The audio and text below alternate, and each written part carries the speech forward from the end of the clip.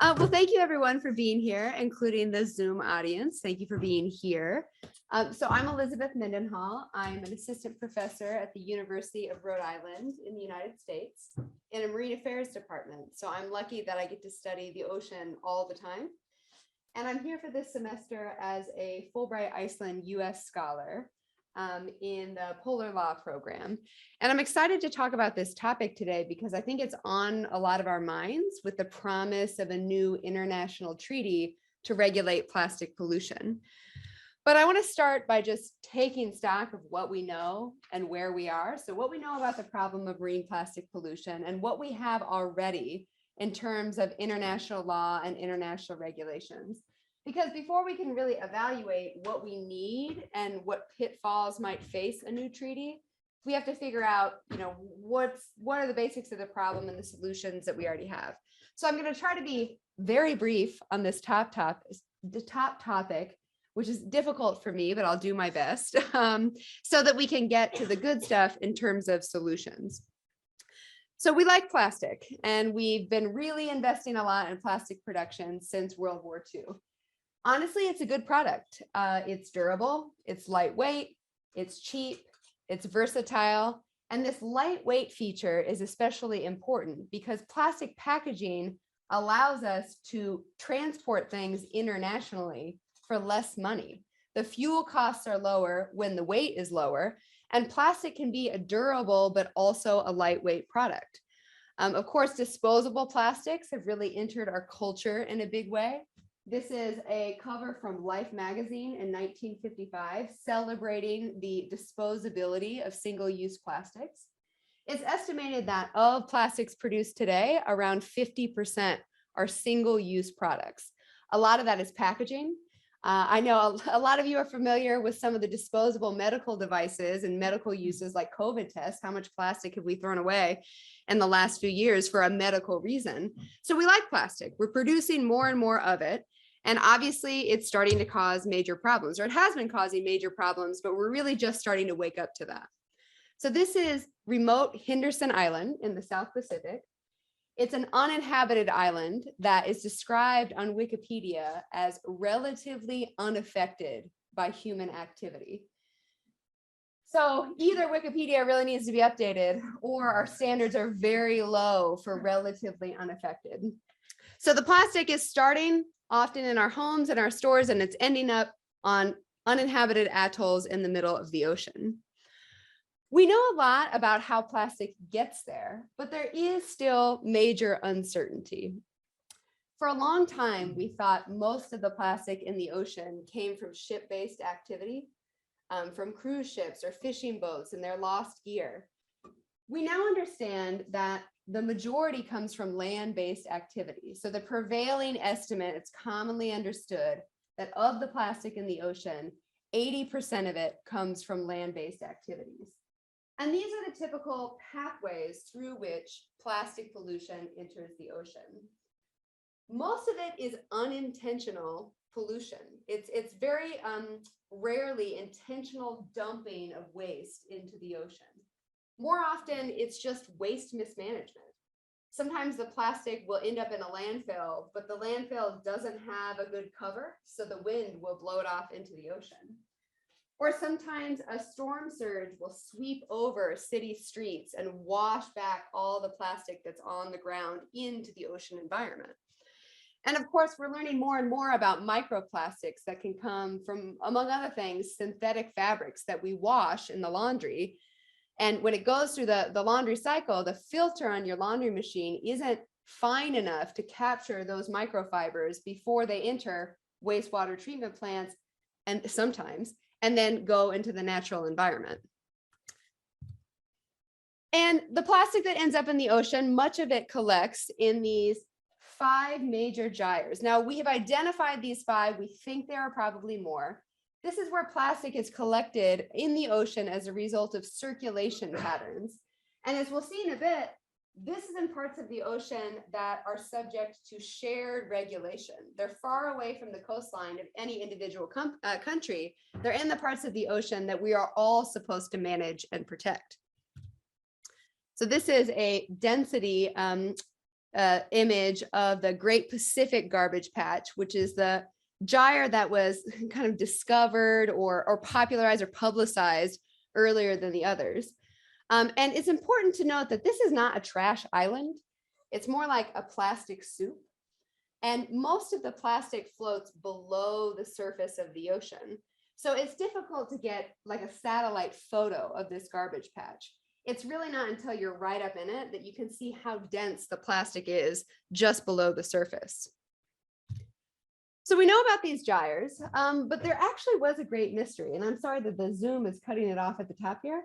But basically, when scientists started to study these gyres in the 21st century, they realized that given what we know about plastic outflows on land, there should be a lot more plastic in these gyres. And it's been this great mystery. Where does all the plastic go if it's not floating on top of the ocean? And we have since discovered lots of locations where plastic collects elsewhere in the ocean. So a sink is a place that can collect pollution like plastic.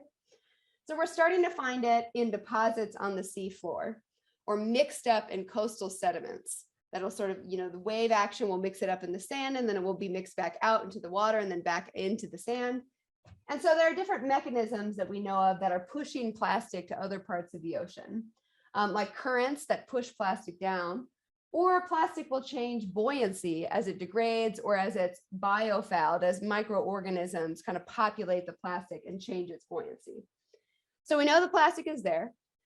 We're not totally sure all the particular pathways or the proportions between the pathways through which plastic reaches the ocean. We're not sure the proportion that's on the seafloor and coastal sediments or on floating near on the surface of the ocean, but we're figuring all these things out. And we certainly know there's too much plastic there to not have negative effects on marine ecosystems and human users, because the plastic lasts a long time. You know this, but I will point out, though, that there are different types of plastic, and they have different characteristics when they enter the marine environment. Some will break down faster than others. Some will degrade faster than others. But in general, the problem is that durability of plastics. One of the reasons we like it is one of the same reasons that it's so harmful in the marine environment. So I'm guessing this slide is the one that is most familiar to you. You know plastic in the ocean is bad, and it's bad for a lot of different reasons. So these two on the top are the ones we've known about the longest. Animals will swallow the plastic thinking it's food, like a sea turtle is thinking it's going to eat a jellyfish, but it's actually a plastic bag. And they might get entangled in the plastic. I grew up in the generation where the cartoon Captain Planet told me again and again that those 6-pack rings that you get soda or beer in, at the time it was soda. Yeah, you know what I'm talking about. You have to cut them because otherwise the fish will get caught in them. So entanglement and ingestion, we've had scientific studies on these topics since the 1960s and 70s. But we're starting to understand more community level and even ecosystem level impacts, like the biofouling that happens on plastics. When a plastic rubs up against a coral reef because of wave action, it's actually spreading disease between corals. Plastics also accumulate toxins in the water. So when a creature swallows the plastic, even if the plastic doesn't cause problems in the digestive tract, it might cause problems in the bloodstream because of the toxins that were absorbed when the plastic was swallowed. This biological pump one is an interesting one. So what happens to fecal matter is important to the flow of nutrients in the ocean. So when an animal like a whale, for example, ingests plastic and defecates plastic along with its normal waste, that fecal matter has a different buoyancy than it had before. So the further I go down this list, the more kind of speculative the impacts are. For invasive species, for example, we know that after the tsunami that hit Japan, several years after that, plastic rafts were found on the coast of California all the way across the Pacific that had new creatures in them that could be potentially invasive species new to that location. But we don't have any evidence yet that invasive species have taken hold in another ecosystem as a result of traveling through plastic. So we think that these are maybe issues, but we're not totally sure how big of an issue or where an issue it might be. It's sort of same order here. We know that plastic gets caught in propellers. We know it makes beaches less attractive, and so that hurts tourism. We think that eating fish that have eaten plastic is bad for us. But actually the proof is not there yet that it would sort of raise an incidence of cancer by a certain amount, or we can't say for sure what the human health impact is. We also suspect that there might be a negative impact on fish biomass overall, the amount of fish in the ocean that's available to catch and eat, because we've seen studies on individual species that plastic can affect their fecundity, their ability to reproduce. So if that's happening on a large scale, we have reason to believe it might reduce the total amount of fish in the ocean for us to catch, or make those fish less healthy for humans to eat. But these kind of more holistic impacts are still at the level of hypothesis or speculation. We don't have the solid scientific support for those yet. And I highlight them because those who study plastic pollution really are kind of waiting for the knowledge to accumulate around these areas. If we know that plastic is having those kinds of impacts on our seafood supply, that can really motivate political action in a way that we haven't seen yet. So a lot of us want to answer this question: where's all this plastic coming from? And it's really because we want to answer these latter two questions. We want to know who is responsible for this, who needs to act to solve this problem. And it's a complicated set of questions to answer. In terms of plastic production, most of it is happening in East Asia now, but this wasn't always the case. There was a general shift from North America and Western Europe over to East and Southeast Asia. But that doesn't mean that all the money and all the consumer products are happening in East Asia. A lot of the investment comes from elsewhere, and then the products are exported elsewhere. So just because production is happening there doesn't mean that that's where all the cause is or the origin is of plastic products. The same can be said about mismanaged plastic waste. So this is from a 2015 study from Jambeck et al. That's been highly cited and circulated, that identified the top, actually the top countries, but especially notable was this top 20 list of countries where mismanaged plastic waste entered the ocean. And most of them are in East and Southeast Asia, although the United States is in the top 20. A similar study looked at rivers specifically and identified the top rivers that are the sources of plastic entering the ocean environment. All of the top rivers are in Asia or Africa. But again, that doesn't necessarily mean, or that's not the full story about origin and cause, because plastic is traded internationally. Capital to finance plastic production moves internationally. Plastic goods themselves are traded internationally, and plastic waste is traded internationally. Okay, so it's cut off the title here, but this is plastic waste imports into China in the year 2016. So there were some domestic legal changes in China since, so this isn't representative of 2022. But even if the waste is generated in, say, the United States, it may enter the ocean as mismanaged waste in a country that the US exported it to.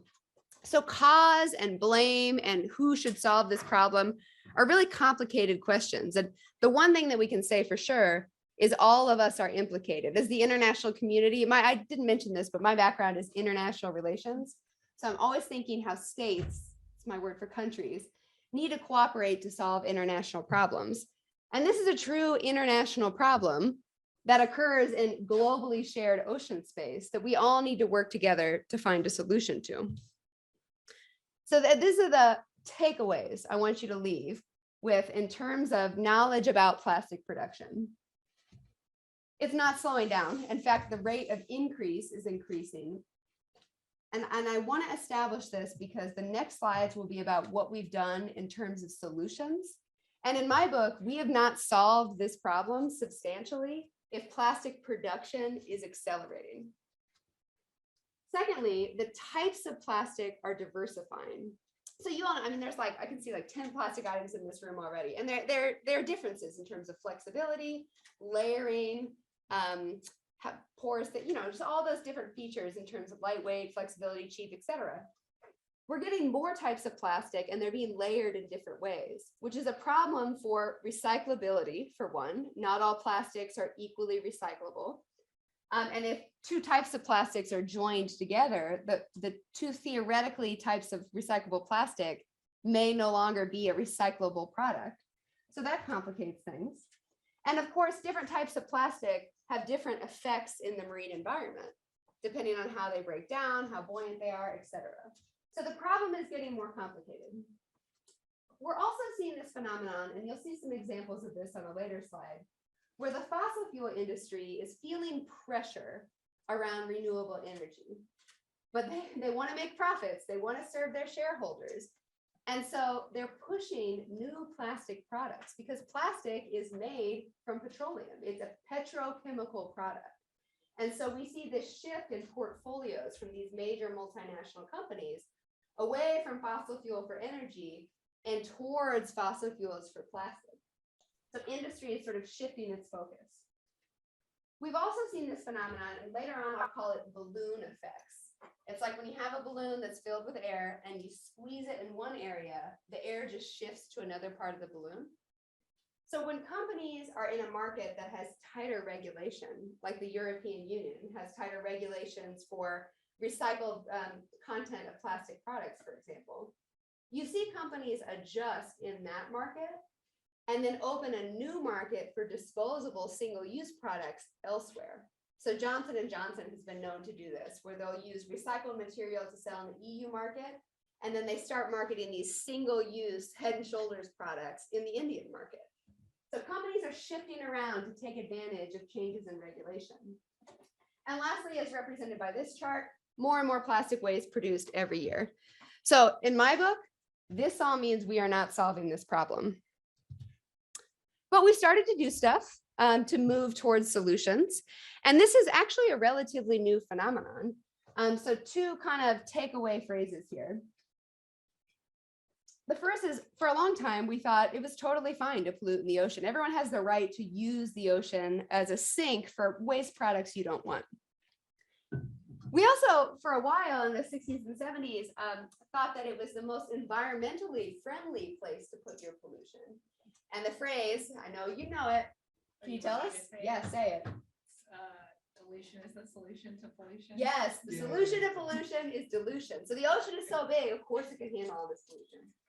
We started to get concerned when harbors started to smell and we started to see fish dying off. So there was sort of urban, like municipal level regulation around outflows.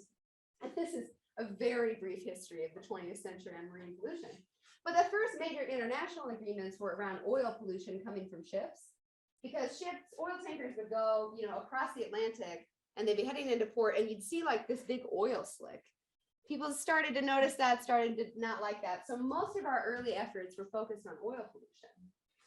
In the 70s, we got two major agreements around ship-based pollution.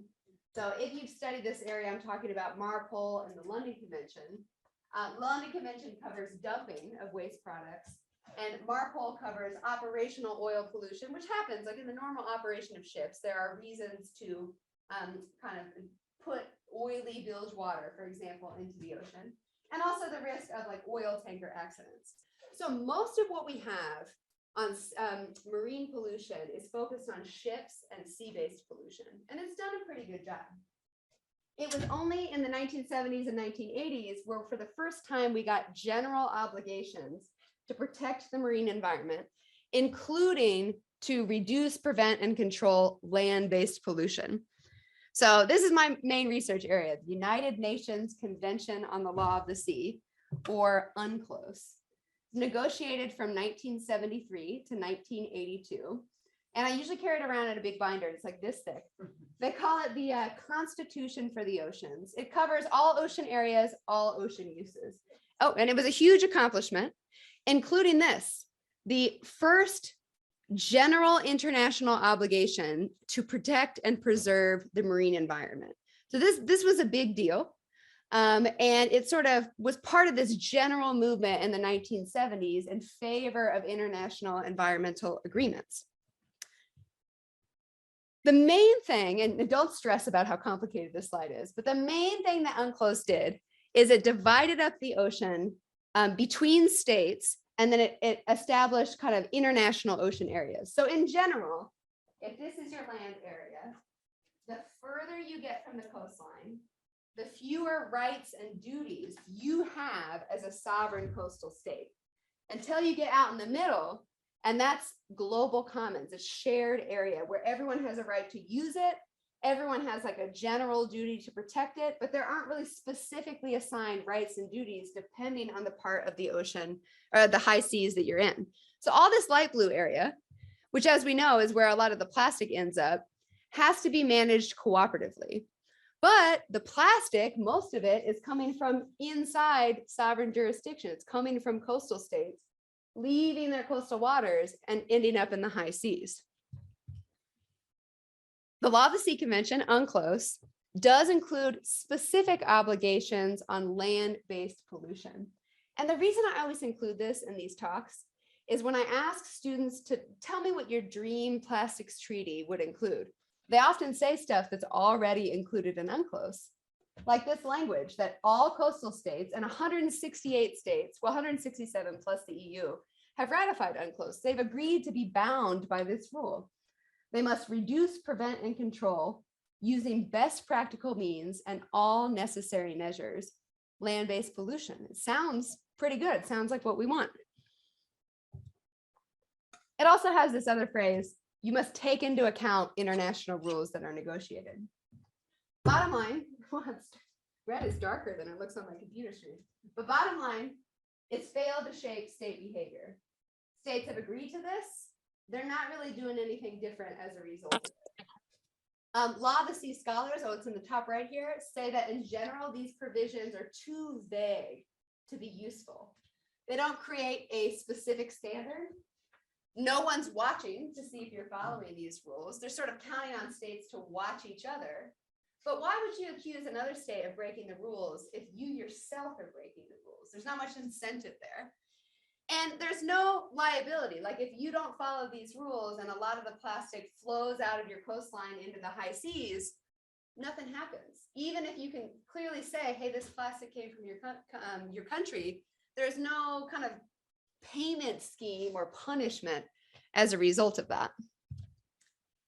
So, I mean, states agreed to these rules, though. If they're not going to follow the letter of that, and granted that the letter is pretty vague, why aren't they basically doing these things to reduce, prevent, and control land-based pollution?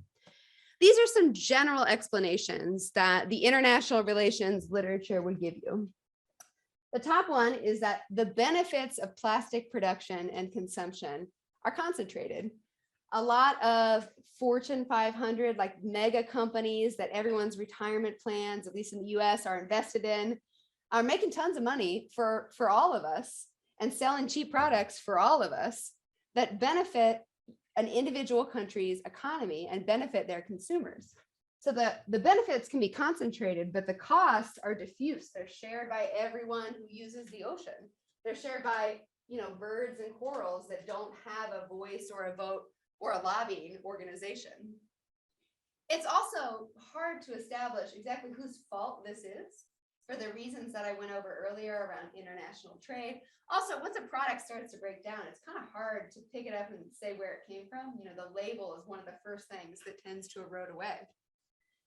States are also afraid that they can't trust one another to follow these rules. So the United States, for example, might say, well, we can't implement strict versions of these rules because China won't. And then China will get all the benefits. They're going to free ride. And then so why should we do that?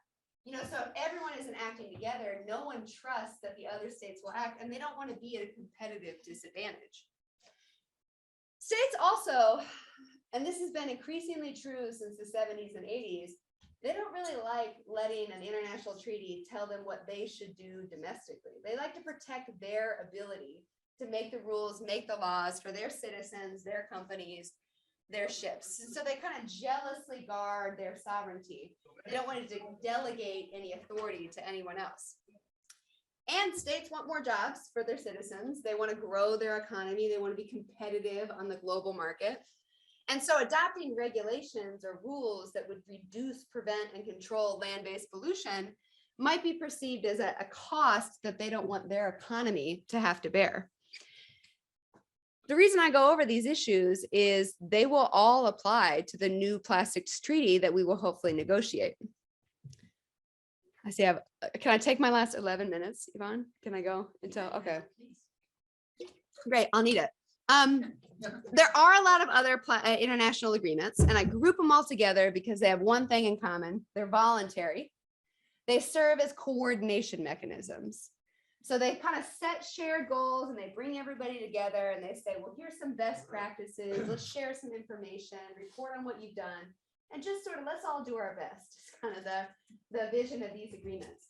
So they're useful, but given the fact that production is increasing, waste is increasing, plastic is diversifying, trade in plastic products and plastic waste continues, it's hard to say that these are solving the problem, even if they are moving in the right direction. One example of a binding international agreement is the Basel Convention, which regulates hazardous transboundary trade. And so it was originally focused on like toxic chemicals and electronic waste. But in 2018, the parties to this convention voted for an amendment that would classify most plastic waste or recyclables, not always recyclable, as hazardous, which means that a country, the government of the country, would have to approve any imports of plastic waste. And they'd have to have certain amounts of information. They'd have to be able to monitor that. And so the goal was to avoid a private company selling another private company in another country plastic waste without the governments being aware of it. So this is a good move. This is progress. The US didn't ratify it, but so many other countries did that the US is kind of locked into this system. Two problems. Number one, it's really easy to avoid these rules and do it in secret. Number two, fossil fuel companies are looking for ways around this to not only import products, but keep markets open for plastic waste so then they don't have the pressure to deal with that problem. So this is good, but it's not enough.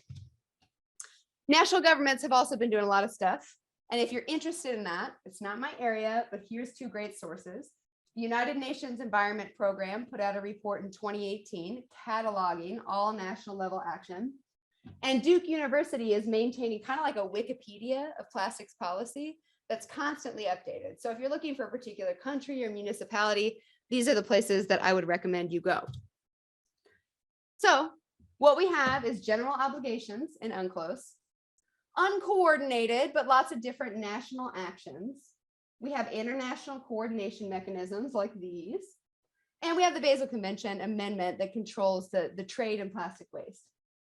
We don't have these kinds of things, specific binding standards, an agency who's responsible for monitoring whether these agreements are being followed.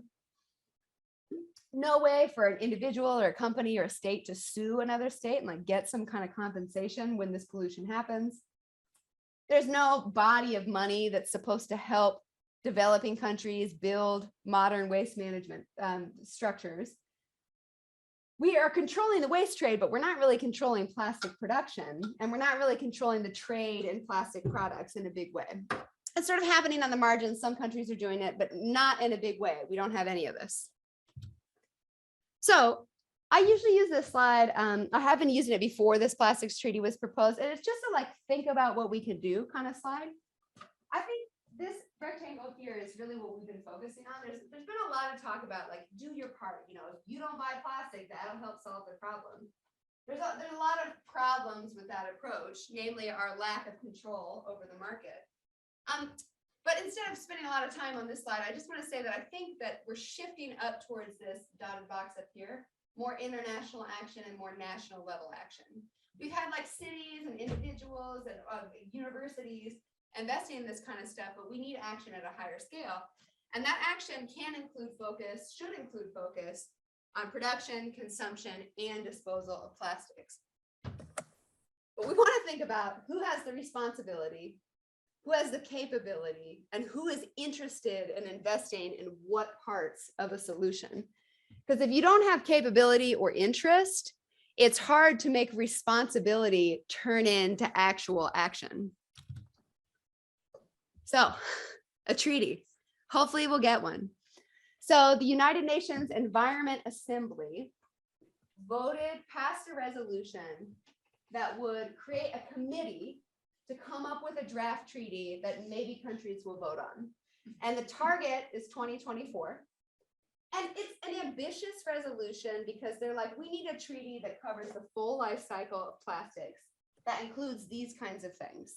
So it's sort of recognizing the failure of some of the past agreements in that it needs to be binding. It needs to cover more than just plastic waste. And it needs to include the entire international community. It's a very ambitious timeline. It's supposed to be starting soon. This intergovernmental committee, I couldn't find any information about what states this will be. And I'm a little skeptical. It's probably going to be the states that are most interested in getting this done. Like Rwanda, for example, is really taking the lead on plastic pollution. They're going to be on that committee. India did not like the resolution, proposed a counter resolution. They're probably not going to be involved. So the idea is that the committee will form, they'll get talking through the UN Environment Program, they'll hold this stakeholder forum and they'll invite others to come in and say, you know, what's been working? What do you suggest? Kind of a consultation mechanism. The committee will come up with a draft treaty, and then the UN Environment Program will invite states to come to a conference and vote on this treaty. My watch is telling me that I'm stressed out and I need to relax. I'm stressed out. So I think this is a ridiculously ambitious timeline, but we'll see. But even if we can get a treaty, a lot of folks wanted a treaty that was more like the Montreal Protocol, which regulates chlorofluorocarbons that cause the hole in the ozone layer. And that was one that really focused on production, outlawed slowly certain kind of chemicals. It was really like regulatory interventionist. But it's likely that we're going to get a treaty that's more like the 2015 Paris Agreement, where there's general goals and countries make nationally determined commitments to achieve those goals or targets. So this is my second to last slide. So if we want this treaty to succeed, we need it to be designed well. We need enough countries to ratify it so it enters into force. So usually there's a threshold, like 60 countries need to ratify it, and then it becomes law on those countries. And we need it to be followed up on. So sometimes, like the Basel Convention Amendment, we have good design, it's entered into force, but the implementation isn't so good. So we need all three of these factors. Right now, we're at the design phase. This is my last slide, and these are the things that I will be looking out for. Right now, we have a patchwork of regulations. Different countries are doing different things. And that has led to this phenomenon that I described as balloon effects, where companies will shift around their production, shift around where they sell certain products, shift around where they, produce. Sometimes you produce waste along the way, where they're doing that, in order to take advantage of the most convenient regulatory jurisdiction for them. So if we have nationally determined contributions that are very different from one another, we may end up with this same patchwork and this same problem. We might also have those same dynamics where countries are going to adopt kind of the weakest version of a commitment they can because they don't trust that other countries will do something any stronger. I am extremely skeptical personally of solutions that are led by industry. And so I'll be looking at that stakeholder forum, who's coming and what are they saying about best practices? And part of it is, and I got rid of these slides for time, the plastics industry pushed recycling as a solution in the 1980s and 1990s when they knew it was never going to solve the plastic waste problem. Much plastic cannot be recycled, but even plastic that can be recycled is always downcycled. Its quality decreases, and it can't be infinitely recycled. So recycling was never going to solve this problem. So that made me skeptical. But then also they're pushing like different kinds of plastics from different products that have the same problems in the marine environment. So I'll be watching for that, the involvement of industry. And then, as you recall from earlier slides, a big part of the problem is waste management infrastructure that isn't modern. It's not able to hold like the stuff in the landfill in place. And that's a main part of an effective solution set. We need to get landfills in better shape around the world. And that's going to take money, and it's going to take a transfer of technological expertise, know-how, designs, plans, etc. And countries are very hesitant to agree to mandatory financing, capacity building, and technology transfer. So if we end up with an agreement that's just another coordinating mechanism for capacity building, I'm going to be pretty skeptical of that. So I know I'm a real Debbie Downer about the plastics treaty, but it's because I feel like I've learned lessons from what we have already, and I don't want to see us repeat the mistakes of the past. So I don't want you to leave here without feeling the optimism of the negotiators at the UN Environmental Assembly. These are photos right after the resolution passed. But I want to make sure that we're keeping a watchful eye on what happens, what develops throughout this process. And maybe don't be too upset if we don't get it by 2024. It might take a little longer than that. But the important thing is we want a treaty that has a good design, but also that countries can get on board with and that we will follow up on. So that's my talk. This is me. Feel free to, if you want to look into my other work, this is my website. And if you have follow-up questions, feel free to email me. Thanks.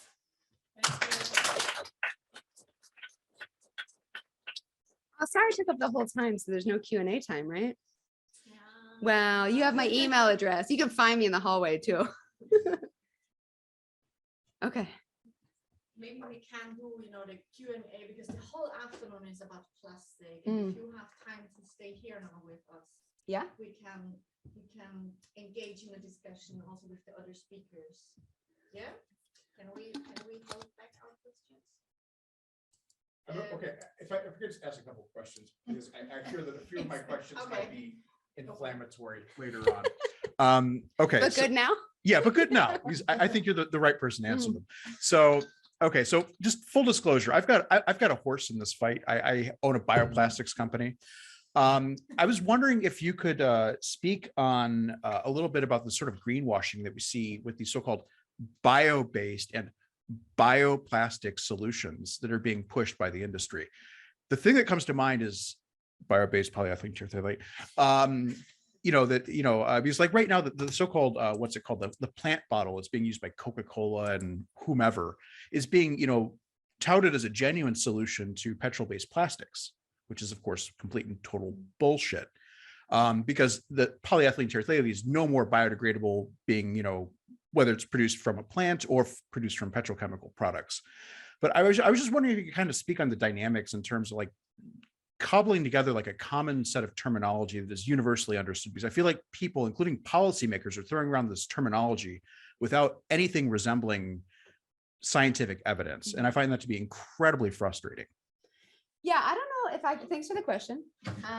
And revealing your horse in the fight. I thought you were talking about a literal horse at first. I don't know if I can solve the issue of common terminology, but I do have a couple of thoughts. The first is that the plastics problem is increasingly connected to the climate change problem. And part of the reason is that plastic production causes a lot of carbon emissions. And so it's possible that there is an advantage to plastic that doesn't come from petrochemicals. It would still emit carbon emissions in the process, but if it's less, that would still be a good thing. But if you're focusing on the impacts in the marine environment, it's really this degradability, this breakdown question that's important. The one that really gets me is compostable plastics or bioplastics, because almost always it has to be composted in a commercial composting facility with a very low oxygen, very high temperature environment. But people don't know that. And so they just put it in the compost bin. And what really frustrates me is I get the greenwashing on the part of the company that's selling the product. I mean, that's marketing. But so this comes from my past university that they were buying this. What is their explanation for why they're doing that? Is that also greenwashing by the institution that purchases the product to sell to the consumers or the students at the institution? Can I answer that one? Please. Yes. Yes, okay. And the other thing is recycling, it's not the full solution, but it's part of the solution. Like we do need to use plastic for some reasons. And these compostable and bio-based plastics make recyclables less recyclable, less valuable, because people put them in the recycling bin thinking they're recyclable. And when recycling is sorted by weight, they get sorted together with the actual plastics. So they make recycling less effective. So I don't know what to do other than just amplify your frustration. And then it's usually something I try to include in my talks, but 30 minutes is a little limiting this time, but thank you. And please solve all these problems with your company. We're working on it. Yeah. But I would like to thank you also for acknowledging the complexity and the nuance of the plastic problem. Because I mean, it really is, the diversity of plastic out there is mind-boggling. So thank you. Oh yeah, one other thing I wanted to say about the bio-based plastics is we want so much for there to be an easy solution. Like this whole, what was it, an insect or something that eats plastic or a worm, and everyone was like, Caterpillar. yeah, everyone was like, well, this is it, we're good now. We want so much for there to be a solution, and we want so much for us not to be the problem, which is why I include those maps about plastic waste trade and plastic production, because Americans reacted to that study of, people that aren't experts in the area but are kind of adjacent to it. They were like, well, it's not on us, it's their problem. But it is very much on all of us. And so I think we need to watch out for those kind of impulses to, it's almost like a defensive self-protection, like, well, I know what the solution is, and I'm not the cause of the problem anyway. I mean, especially if you bought plastic straws, problem solved, or Paper Po- straws? paper straws. Thank Yeah. you. Well, and then don't even get me started on the counter movement, the Trump campaign selling plastic straws and say Trump on them. Yeah, it's all caught up in the culture wars in the United States anyway.